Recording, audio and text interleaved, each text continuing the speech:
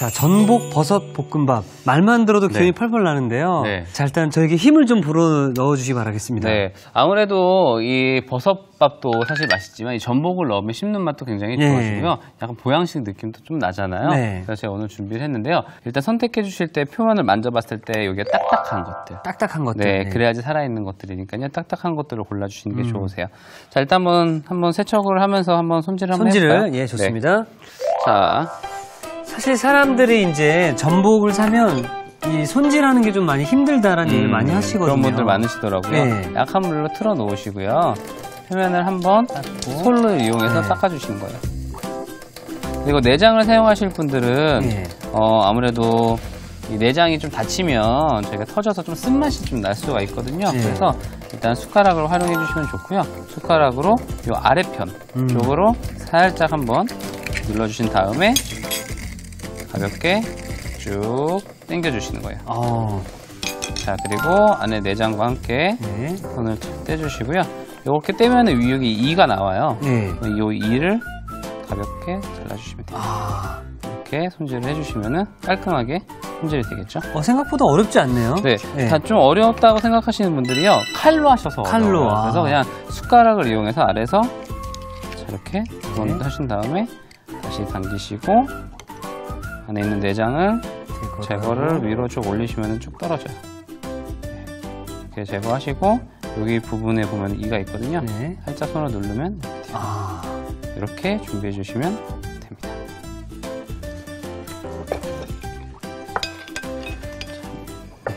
자, 일단 전복은 칼집을 내서 좀 잘라 놓을게요. 예. 이렇게 두 번 정도, 한 번, 두 번. 두 번 정도 잘라주시면 돼요. 물론 통으로 들어가도 괜찮아요. 괜찮은데 이렇게 살짝 한번 칼집을 넣어서 잘라서 저는 늘 생각을 하고 있거든요. 자, 이렇게 네. 너무 얇게 썰으면은 이게 전복인지 뭔지 모르잖아요. 뭔지 몰라요. 네. 그래서 조금 그래도 두께감 있게 썰어주시는 게 좋아요. 사실 밖에서 파는 뭐 전복죽이라든지 전복이 들어간 것들은 맞아요. 너무 잘게 썰어서 구경하기가 힘들죠. 예. 네. 자, 이렇게 준비를 해놓고요. 저희가 또 오늘 버섯밥이잖아요. 네. 그래서 버섯이 들어갈 건데 저는 오늘 건표고버섯을 사용할 거예요. 그래서 버섯을 두 종류를 쓸 건데 일단 한 가지는 건표고버섯과 양송이버섯을 사용할 겁니다. 근데 양송이버섯하고 건표고버섯에 넣을 때 타이밍에 좀 차이가 있어요. 아무래도 건표고는 좀 뻣뻣하고 예. 좀 딱딱하니까 밥을 지을 때 같이 넣어줄 거고요. 그리고 양송이버섯은 밥을 다 짓고 나서 사용을 하도록 하겠습니다. 자.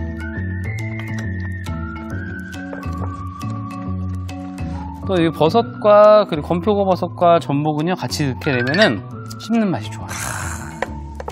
자, 이렇게 준비하고요. 네. 양송이 버섯도 미리 좀 썰어 놓을게요. 자, 양송이 버섯 같은 경우에는 좀 깨끗한 헝겊 같은 걸로 살짝 한번 닦아주시는 게 가장 좋은 세척법이에요. 물에 넣으시는 것보다는 이렇게 네. 가볍게 한번 먼지나 이물질들을 털어내 주시는 게 좋으시겠죠. 그리고 자, 조금 두께감이 조금 얇게. 이 양송이 버섯은 유통기한이 얼마나 되나요? 양송이 버섯은요, 표면적을 만져봤을 때 표면에 미끌미끌한 점액이 생겼을 때는 안 드시는 게 좋으세요. 그래서 색깔이 살짝 변할 수는 있어요. 네. 버섯은 색깔은 변한 건 괜찮은데 만져봤을 때 끈끈하다. 그러면 안 드시는 게 좋습니다. 사실 식재료에 대해서 제대로 모르시면은요, 사실 병원비가 더 나갈 수가 있어요. 항상 조심하셔야 됩니다. 알겠습니다. 뭐든지 잘 조절을 해서 드시는 게 좋고요. 네. 자, 먼저 이제 밥을 좀 지어보도록 할 건데요. 쌀은 미리 좀 불려놨어요. 그래서 30분 이상 불려주시고요. 항상 차가운 물에 불려주시는 게 좋아요. 또 요즘같이 아직 날씨가 좀 더울 때는요, 쌀을 불리다가 깜빡하면은 쌀이 발효돼서 약간 막 거품이 올라올 때가 있어요. 별로 좋지 않습니다. 네. 그렇기 때문에 어느 정도 차가운 물로 넣으시고요. 바로 냉장고에 넣으셔서 불려서 사용하시면 밥도 더 오히려 맛있어져요. 네. 네. 그리고 나서 물기를 좀 제거해 놓은 거예요. 그래야지 물량 맞추기가 굉장히 좋거든요. 예. 저는 오늘 솥밥을 할 거예요. 그래서 집에 이런 솥이 없다 하시면은 그냥 냄비밥으로 사용하셔도 되고요.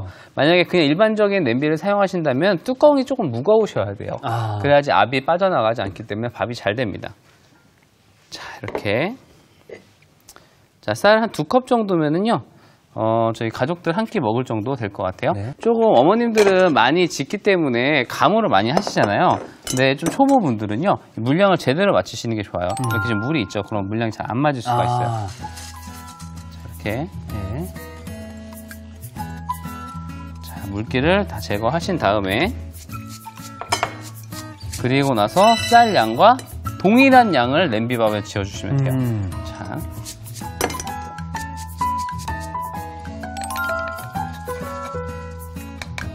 그래서 막 이런 거 많이 하잖아요. 이렇게 막 하는데 잘 안 그렇지. 맞을 때가 많아요. 네. 그래서 그런 분들은 차라리 그냥 계량을 해서 사용하시는 게 더 좋습니다. 자, 물을.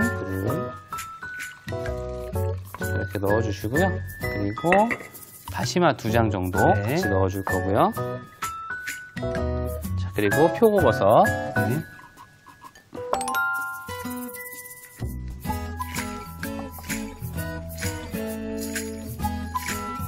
이렇게 넣을 거예요. 이 솥밥을 가장 어려워하시는 분들이 대부분이요. 너무 센 불로만 요리를 해서 그래요. 보통은 이제 김이 딱 나기 시작한 타이밍, 그때부터는 중불로 쭉 가셔야 되고요. 그리고 나서 한 5분 정도 중불로 끓여주신 다음에 한 5, 6분 뒤부터는 약불로 또 한 6분 정도 시간을 지나시게 되면은 그때부터 뜸을 들이는 거예요. 그러니까 이 시간만 알면 사실 실패를 잘 안 하는데 왠지 모르게 계속 센 불로 넣으면 밥이 더 빨리 잘 될 것 같잖아요. 그렇죠. 네. 알에 잘 타거나 그렇게 됩니다. 자, 이렇게 저희가 미리 준비한 밥이 네. 왼쪽에 준비되어 있죠? 네, 지금 뜸을 들이는 타이밍이에요. 네. 그래서 이 뜸 들일 타이밍 때 재료들을 넣어주셔야 돼요. 재료들을. 네, 보통은 이런 그 솥밥을 하는 장점은 뭐냐면 내가 오늘 특별한 밥을 만들 수 있다는 장점이 있어요. 그래서 자, 여기 보시면은 지금 전복을 제가 미리 준비해 놨는데 네. 전복을 처음부터 넣으시게 되면은 나중에 전복이 굉장히 작아지면서 질겨져요. 부드러운 맛을 살리려면은 자, 지금 밥이 네. 좀 됐죠? 이 상태에서 자, 전복도 올려주시고요. 그리고 양송이를 덮어주세요. 그 위에. 자, 이게 오늘 포인트가 될 수 있을 것 같은데요. 전복과 양송이 버섯은 뜸 들일 때 넣어야 질기지 않고 부드러워진다, 이 말씀이신 그렇죠. 거죠? 네. 이렇게 해서 뚜껑을 이제 닫아서 불을 꺼놓으시면 돼요. 끄나요? 네, 불을 꺼놓으시면은 이 안에 있는 증기로 쫙 올라오면서 뜸 들이는 시간은 나는 조금 진밥이 좋아 네. 하시면은 오히려 불을 빨리 꺼서 빨리 저어주시면은요 오히려 더 약간 질어지고요. 조금 시간을 더 천천히 주면은 그 수분이 쌀에 들어가기 때문에 좀 더 꼬들꼬들한 밥을 먹을 수 있습니다. 네. 자, 좀 뜸을 들여놓을게요. 자, 그럼 뜸 들이는 동안 눈물이 쭉 나온다는 멸치 고추조림 좀 부탁드리겠습니다. 네. 이 고추조림은요 사실 지역적인 음식이에요. 제가 어느 지역을 갔는데 항상 매 끼니마다 이 고추가 나오더라고요. 이 고추를 반찬으로 먹으면 정말 좋을 것 같다는 생각이 들어서 네. 제가 오늘 한번 여러분들께 좀 보여드릴 건데요. 이 국물용 멸치를 머리와 내장을 좀 제거를 해주시는 게 좋아요. 그래서 자, 이렇게. 그래서 뭐 집에서 그냥 드실 분들은 사실은 뭐 이 정도 있어도 상관은 없는데요. 네. 아무래도 좀 쓴맛이 나겠죠. 그래서 이 머리와 내장 제거를 좀 해주도록 하겠습니다. 자, 그리고 멸치는 아무래도 이 국물용 멸치는요 다른 멸치에 비해서 조금 수분감이 좀 있어요. 그래서 그냥 사용하기보다는 살짝 한번 볶아서 사용해 주시는 게 더 좋습니다. 자, 그러면 먼저 볶나요? 네, 볶을게요. 자, 이렇게 기름을 두르거나 그러지 않네요. 기름을 두르지 않고요. 네. 그냥 이 상태로 그냥 볶습니다. 그래서 수분을 한번 싹 날려주시면은 아무래도 비릿한 향을 좀 더 많이 잡을 수 있고요. 정말 그것도 싫다 하시면은 여기에 약간 식초를 몇 방울 정도 넣고 하시면은 좀 더 비릿한 냄새를 잡을 수가 있어요. 근데 또 멸치는 또 멸치 맛과 향이 좀 나야 그렇죠. 맛있거든요. 짭조름한 네. 느낌이. 그래서 저는 오늘 약간 큰 멸치로 하지만 집에 큰 멸치 없다 하시면 그냥 일반적인 반찬 만드는 그 중멸치로 사용하셔도 예. 무관합니다. 물 끓이도록 할게요. 한번 끓어오르면 그때 이제는 마늘과 액젓을 넣을 거예요. 예.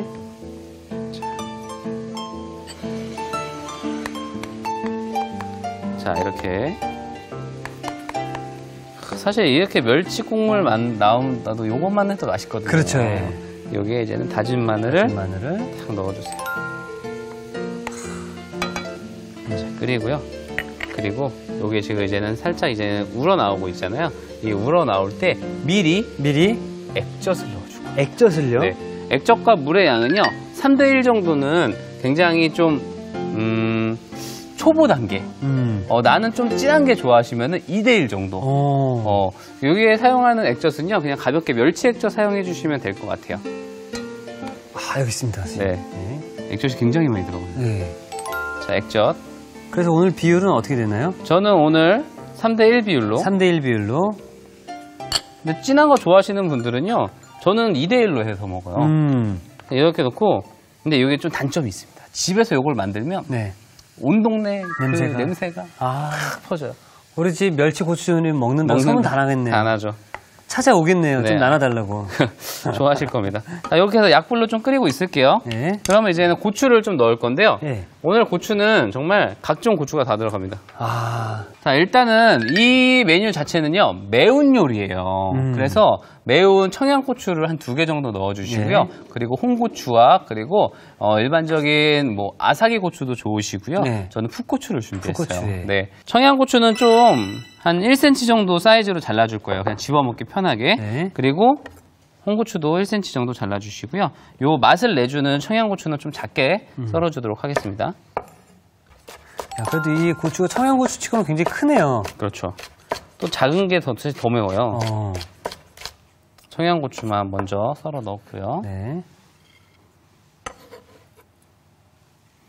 이득 씨 매운 거 좋아하세요? 매운 거 굉장히 좋아합니다. 그러면 아마 이 메뉴를 네. 좋아하실 겁니다. 그리고 이거는 좀 더 크게. 청양고추를 더 자작하게 썬 이유가 이제 안에 더 들어가게 되면 매운맛과 향이 더 강해지겠네요. 그렇죠. 그래서 일부러 더 얇게 썰은 거죠. 지역을 가보면요. 뭐 경상도, 전라도 뭐 이런 식으로 충청도 가보면요. 지역에 가진 특색을 가진 음식들이 많아요. 그리고 또 서울 사람들이 모르는 것들도 많더라고요. 아. 그 중에 하나가 이렇게 액젓을 넣어서 끓여서 먹는 스타일인 것 같아요. 색깔부터가 예쁘네요. 일단 고추가 다 준비가 되었습니다. 네. 자, 그러면 한번 넣어볼까요? 자, 먼저 청양고추를 좀 넣고요. 그리고 고추도 같이 넣고 끓여줄게요. 사실 고추가 들어간 뒤부터는요, 오랫동안 사실 안 끓여주셔도 돼요. 고추에 숨이 살짝만 죽을 정도로만 넣어주시면 됩니다.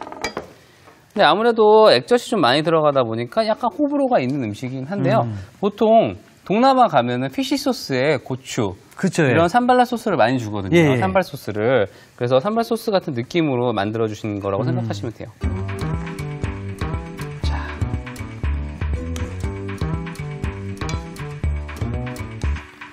자, 이렇게 푸릇푸릇할 때 불 꺼주시고요. 자, 이제 마지막으로 여기에 들기름을 넣어주시면 들기름을요, 끝납니다. 아, 저는 사실 들기름을 좀 좋아하는데요. 한 3큰술 정도 넣겠습니다. 개인적인 취향대로 드세요. 예.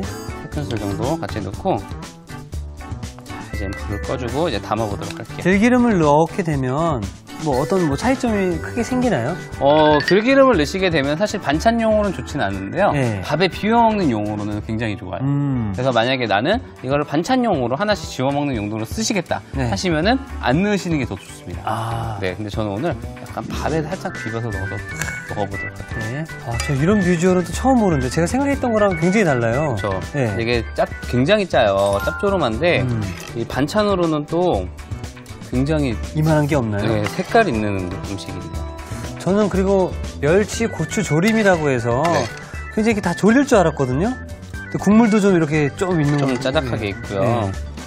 보관이 굉장히 좀 오래 된다는 장점이 있어요. 물론 고추의 색깔은 좀 변하긴 하는데 네. 이게 이제 액젓이고 좀 짭짤하니까요. 굉장히 오랫동안 보관이 가능합니다.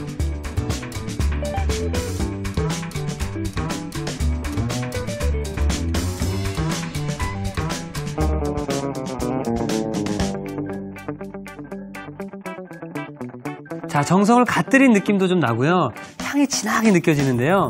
짭조름하고 매콤한 멸치 고추조림이 완성이 되었고요. 계속해서 전복 버섯밥 마무리 좀 부탁드리겠습니다. 네. 그래도 물론 이 멸치 고추조림을 같이 곁들여서 드셔도 좋지만 그래도 좀 약간 라이트한 양념장을 좀 하나 준비하면 좋을 네. 것 같아서 볼 하나만 주시면 네. 좋을 것 같아요. 자, 먼저 간장을 좀 간장. 넣어주시고요. 여기에 맛술,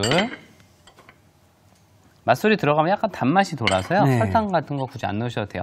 그리고 너무 간장만 넣으면 세니까 여기에 물을 조금 넣어서 희석시킬 거고요. 네. 그리고 부추를 좀 많이 넣을 거예요. 자, 부추를 이렇게 넣어주시고요. 그리고 이게 참기름. 근데 저는 이렇게 지금 만들고 계시는데 제 오른쪽에 놓여있는 멸치고추기름의 향이 장난 아니죠. 계속 제 코를 자극시키네요. 이게 좀 단점이 있는 게요. 이거 먹고 저기 그 대화가 좀 힘들어요. 아이고. 네, 조금 힘들어요. 그냥 뭐 안 하면 되죠. 뭐 그렇죠. 대화, 네. 먹고 양치하면 되죠. 하면 되죠. 네. 뭐. 네, 이렇게 양념장까지 해서 전복 버섯밥 곁들일 건데요. 네. 한번 잘 됐는지 한번 꺼내서 네. 보도록 할게요. 자, 볼까요? 자, 이 순간이 항상 제일 기대됩니다. 네. 자, 좋네요. 자, 지금 보시면은 양송이 버섯은 살짝 덜 익은 느낌이잖아요. 네. 양송이 버섯은 사실 생걸로도 먹을 수 있기 때문에 이 열기만 있으면 돼요. 그래서 오히려 한번 이렇게 드셔보시는 것도 좋을 것 같고요.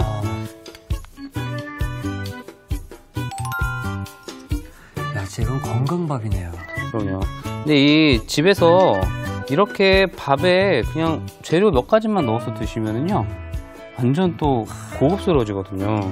우리 셰프님의 자녀분은 굉장히 행복하시겠어요. 아, 그런데 저희 애기들이요, 예. 입맛이 저랑 안 맞나 봐요. 아, 입맛이 안 맞나요? 잘 안 먹더라고요. 굉장히 좋은 음식을 많이 해줘도 예.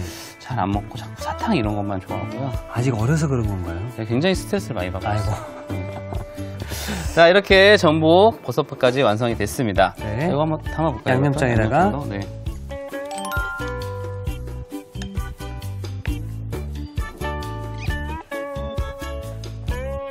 자, 됐습니다. 네.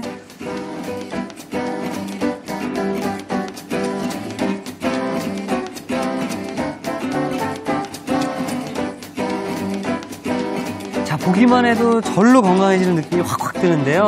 자, 가족을 위한 건강식 전복 버섯밥이 완성되었습니다. 여러분의 밥상을 더욱 특별하고 맛있게 오늘의 콕포인트를 살펴볼까요? 영양만점 전복 버섯밥 실패 없이 맛깔나게 만드는 비법을 공개합니다. 전복과 양송이 버섯은 뜸 들일 때 넣어주는 게 키포인트. 이래야 질기지 않고 부드럽게 익는다는 사실. 고소한 양념장에 비벼 먹으면 맛이 2배. 전복 버섯밥으로 원기 충전 밥상을 차려보세요. 아셨죠? 잊지 마시고 꼭 기억하세요.